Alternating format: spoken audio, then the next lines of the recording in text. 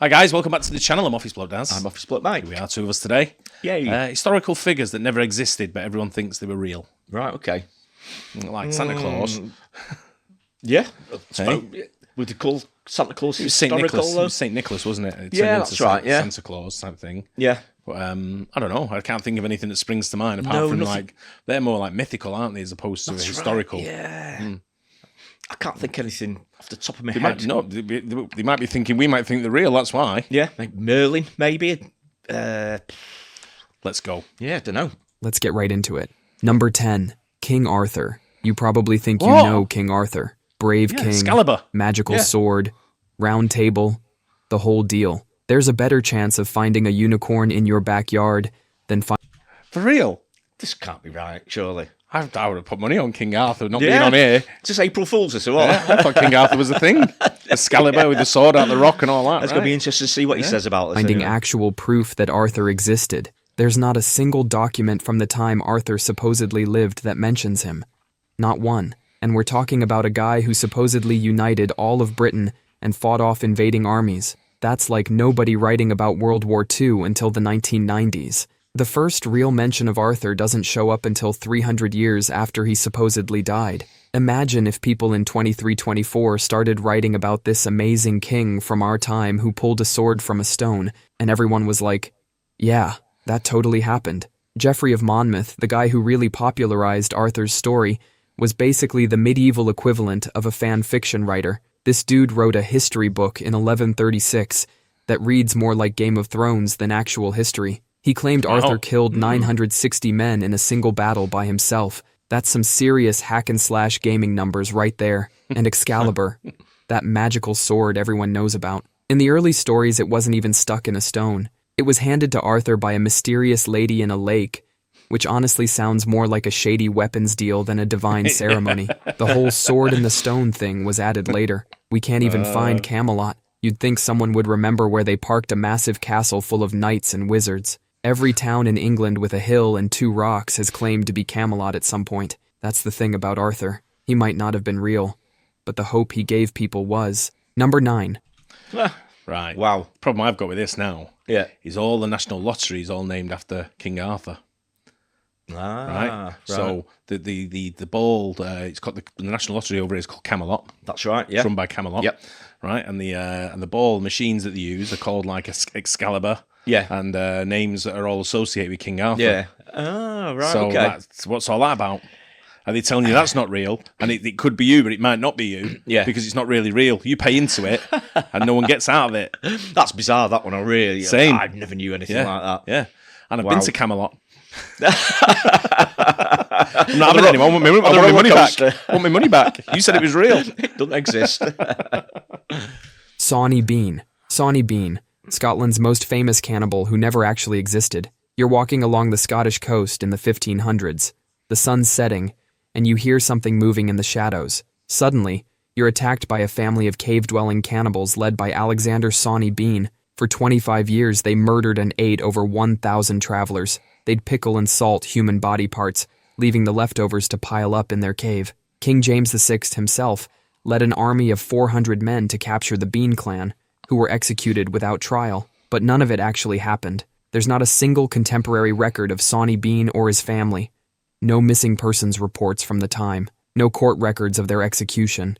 No mention of this massive manhunt led by the king. The first written account of Sonny Bean appeared in the 1700s, over a century after he supposedly lived.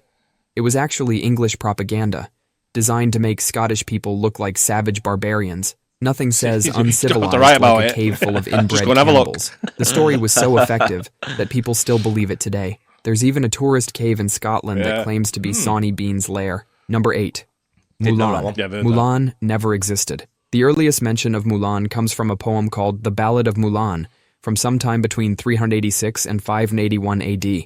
That's it, just a poem. No birth records, no military documents, no Employee of the Month award at the Imperial Army. The original poem doesn't even mention where in China she's from, what her family name was, or when she lived. It's like writing a story about this guy Bob who did some cool stuff somewhere at some point. In the original poem, nobody even realizes Mulan is a woman until after she goes home. She fights for 12 years, and not one person notices. Either she was really good at disguising herself, or ancient Chinese armies had really poor observation skills. It's less, I'll make a man out of you, and more, surprise. I've been bamboozling you for over a decade. Over the centuries, people kept adding to her story. By the time we hit the 16th century, writers were adding things like foot binding to her tale, which didn't even exist when the original poem was written. It's like if someone wrote a modern version of Romeo and Juliet where they break up because of Instagram drama. Even today, different versions of Mulan's story are used to push different agendas. If you need a tale about filial piety, Mulan's your girl. If you want a feminist icon, Mulan's got you covered. If you're looking for a patriotic war hero, Mulan can do that too. She's basically become the Swiss Army knife of Chinese folklore. Number 7, William Tell. Imagine being so famous that your country puts your face on everything.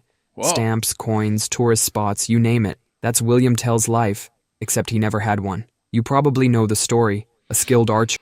What was the overture then about? Yeah. It's called the William Tell Overture, isn't it? Indeed, yeah. How can you write William Tell Overture that you've never existed? I know.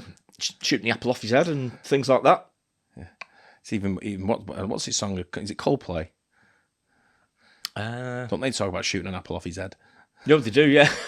Is forced by an evil governor to shoot an apple off his son's head. If he misses, both he and his son die. So Tell takes aim, splits the apple clean in half, and becomes a Swiss national hero. The earliest mention of this story doesn't show up until about 200 years after it supposedly happened. The whole apple shooting story was copied from an old Danish legend about a guy named Palnatoke. Same setup, same evil ruler, same apple on the kid's head. The evil governor in Tell's story, Gessler. There's no record of any governor by that name ever existing in that region. Even though historians have known for centuries that William Tell is about as real as Santa Claus, Switzerland just kind of ignored them. They built statues of him. They named streets after him. They even put his face on their money. The Swiss government actually got so defensive about Tell that when a historian in 1760 suggested the story might be fake, they burned his book and forced him to apologize. Talk about taking your fairy tales seriously. Number 6, Ragnar Lothbrok. Ragnar Lothbrok is the Viking equivalent of a band's greatest hits album. The Vikings had a bunch of different leaders who did amazing things. One guy raided Paris, another conquered parts of England. Someone else had some legendary sons who became great warriors. Then along come these storytellers centuries later, and they decide all this stuff was done by one guy. And just like that, Ragnar Lothbrok was born. We actually have pretty good records of Viking leaders from that time. We know about Ivar the Boneless, Bjorn Ironside, and other Vikings who supposedly were Ragnar's sons. But when it comes to the big man himself, nothing. No contemporary records mention him. No chronicles talk about him. Even his death story is suspiciously dramatic, getting thrown into a pit of snakes by an angry English king. That's not history. That's Hollywood material right there. The Vikings themselves probably knew Ragnar wasn't real. These stories weren't meant to be taken as historical fact. They were more like superhero movies. Entertainment with a message. The message was, look how awesome Vikings are. Number 5, Ned Ludd, the man who never was. The Luddites were angry workers who went around smashing machines during the Industrial Revolution. Their leader, Ned Ludd, was about as real as your girlfriend from summer camp who lives in Canada. The story goes that Ned was this angry weaver who absolutely lost it one day and destroyed 2 knitting machines in a fit of rage. Nobody can find any proof that this guy ever existed. The workers who were smashing machines would sign their threats and letters as King Ludd or General Ludd. They'd write stuff like, from the office of Ned Ludd, as if this imaginary angry weaver had a whole corporate setup going. Some letters even claimed Ned Ludd was hiding out in Sherwood Forest, the same Sherwood Forest where Robin Hood supposedly lived. The British government fell for it. They spent years trying to track down and arrest this Ned Ludd guy. They couldn't find him because he didn't exist. The myth worked perfectly for the actual machine breakers. Every time they smashed up a factory, they could just blame it on this mysterious Ned Ludd character. Who broke this expensive machine? Oh, that was Ned. You just missed him. Today we still use the term Luddite to describe someone who hates new technology. You're being compared to followers of an imaginary angry weaver. Number 4, Romulus and Remus. You know the story of Rome's founders. 2 brothers raised by a wolf who went on to build the greatest empire in history. Turns out that's about as real as my chances of winning the lottery. Romulus and Remus were completely made up by the Romans, who needed a cool origin story for their city. It's like Instagram influencers photoshopping their vacation pics. The Romans were doing the same thing with their history. 2 twin brothers, abandoned as babies, get rescued and nursed by a she-wolf. They grow up, decide to build a city, then get into a fight about where to put it. Romulus kills his brother and names the city after himself, Rome. The Romans didn't even come up with this story until hundreds of years after Rome was supposedly founded. They borrowed bits from Greek myths, threw in some local flavor, and created their legendary origin story. This made-up story became so important to Roman identity that they started putting it on everything. Coins, statues, buildings. And it worked so well that 2,000 years later, people still think these guys were real. Number 3, Prester John, Yeah, crazy. the most powerful king that never existed. In 1165, a mysterious letter showed up in Europe. It was supposedly from Prester John, a Christian king who ruled somewhere in the east. He claimed his kingdom was filled with gold, his palace was made of crystal, and he had an army of millions ready to help fight against enemies. He also had a magic mirror that let him see everything happening in his kingdom. No. And North Korea. Yeah, good point. fountains of youth that kept his people young. The letter described a kingdom so rich that even the poorest people wore silk. Rivers flowed with gold instead of water. There were no poor people, no thieves, and no liars in his kingdom. European rulers actually believed this letter. They spent centuries trying to find this made-up king. The Pope sent people to look for him. Explorers went on wild goose chases across Asia and Africa, trying to find his kingdom. When they couldn't find him in Asia, they decided he must be in Africa instead. The legend got so big that map makers started putting his kingdom on their maps. They weren't sure where it was, but they put it on there anyway. The story finally died out when people actually started exploring these places properly. Number 2, Sir John de Mandeville. Imagine being the most famous travel writer of your time, influencing explorers like Christopher Columbus, and having your book translated into more languages than the Bible. Pretty impressive for someone who never existed. Sir John de Mandeville was medieval England's biggest catfish. This guy supposedly wrote a travel book about his 30-year journey across the world. He claimed he saw everything from people with dog heads to trees that grew tiny lambs as fruit. It's like posting fake vacation photos on Instagram, but medieval style. The book became a medieval bestseller. Nobody could find any record of this Sir John guy. No birth certificate, no family records, nothing. It's like he was a medieval bot account that somehow wrote a bestseller. Modern historians think the real author was probably some bookworm sitting in a library. Instead of actually traveling, he just copied stories from other books and added his own spicy details. It's like writing a travel blog about Paris using only Google Street View and TripAdvisor reviews. Some of his made-up stories actually influenced real explorers. Christopher Columbus literally packed a copy of Mandeville's book when he sailed to America, using a fantasy novel as your GPS. That's what Columbus did. The book also described that the Earth was round and could be circumnavigated, centuries before anyone actually did it. It's like throwing darts blindfolded and somehow hitting the bullseye. Number 1, Robin. Hang on. That Mandeville one. Yeah. Isn't there something over here that's like that's reference to Mandeville? Like a travel company or Well, it's the hospital. Stoke Mandeville. That's probably what I'm thinking I don't know whether that's an area or... Yeah. I'm not sure. Where, I've no idea where the name comes from, That's to be it. honest. That's what I'm thinking of. It's Yeah, like Stoke that's where I Mandeville, know the name from anyway. I remembered it. I referenced it to something we did. Yeah. Or something we know. And for some reason, when he was saying their travel, something stuck in my mind that there's some travel. But yeah, you're right. It's the hospital.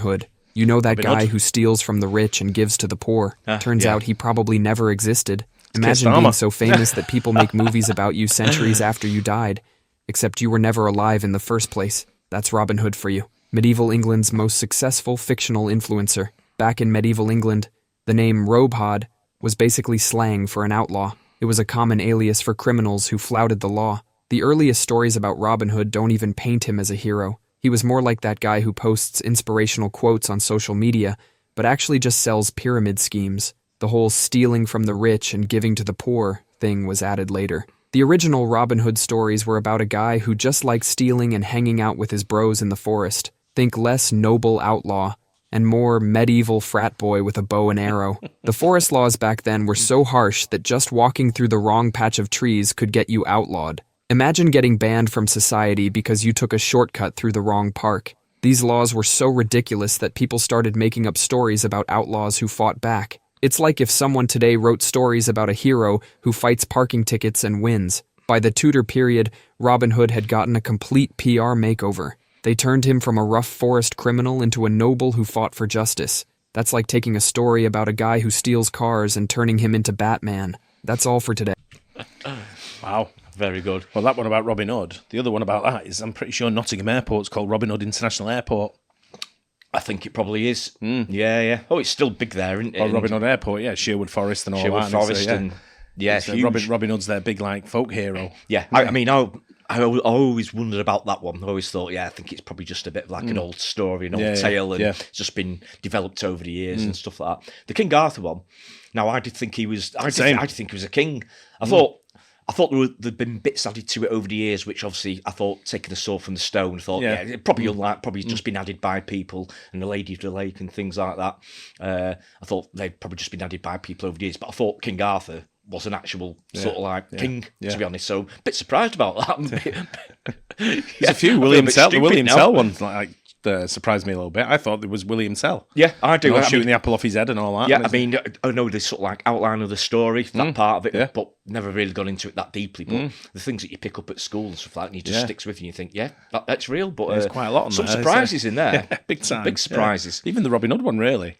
But I didn't know Robe Hood was the that's it. When it goes there, you think they've just expanded that, and that's probably where it sort of like makes sense a little bit more, then, doesn't it? I guess I probably should have paid more attention at school to history lessons. But he probably told me this all the time. I know. I wonder if some more modern ones as well, though. From like the 19th, 20th century.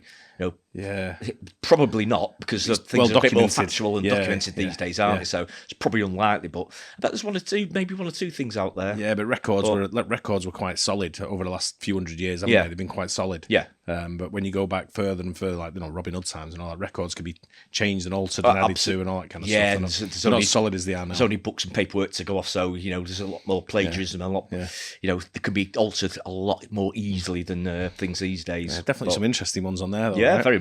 Interesting and very surprising. Definitely good pub talk. It gives you ammo for the pub. William Tell, you said, doesn't exist. If it comes up in quizzes, it didn't exist. Well, I found one the other day. The first person to play James Bond on screen. Oh, you won't get it. I probably won't. I mean, I'd probably say George Lazenby, but I think he was the first in the film, was he? Correct. Well, no, the first in the film was Sean Connery. Was he before Lazenby? Right, okay. But the first one was a guy called Barry Nelson.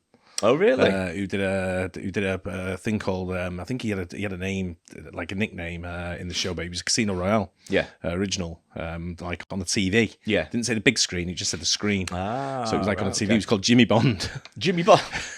Right? This is what I was reading on the other day. I was like, well, hang on a minute. So I looked it up, and it was because I've got a mate called Barry Nelson, and I actually called him to find out if he was named after this guy. Yeah, right. It would have been the same era when he was born, but he wasn't. Yeah. James Bond. By chance. Jimmy Bond. Yeah. Got quite the same thing like about it. Though, and it's like, my name's Bond, Jimmy Bond. Don't know why when they do a Scouse accent, the pitch goes up. Yeah, I think everyone's does. I think right. it just does, doesn't it? That's just a natural thing. So, yeah, it's good that though.